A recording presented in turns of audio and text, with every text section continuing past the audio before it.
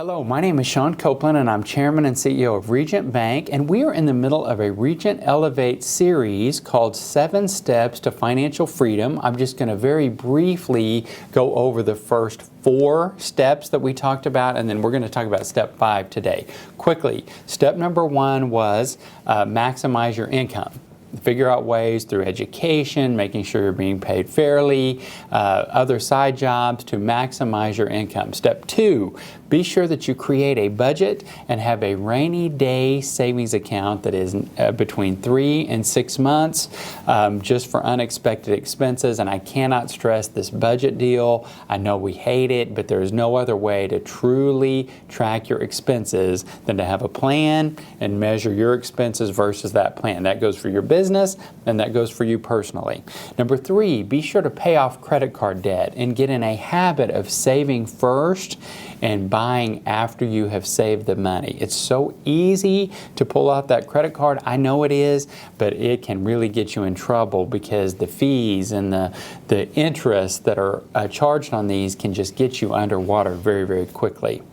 Number 4, we talked about making sure to contribute to your employer's retirement plan.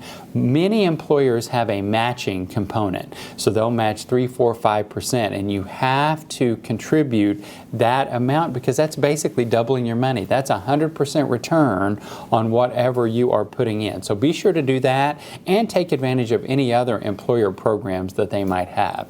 Now today we're going to talk about number 5, which is a very interesting one, and that is paying down debt versus saving money. Now here's what I want you to think about.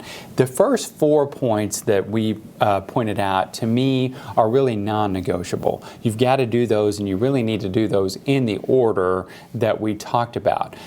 But then the question becomes, once we've done that, we're matching our retirement, we've saved 3 to 6 months, we're making as much money as we can, we've got a budget, now what do? Now what you're going to do is you are going to look at your savings and your debt, and you are going to pay those down or put money in savings based upon the return. So what do I mean by that? We want to pay down the credit card that has the highest rate of interest and just focus on that one singular card. Keep paying the minimum over here on the lower rate ones and put as much as you can toward paying down that highest rate. And then move to the next highest rate, and then move to the next highest rate.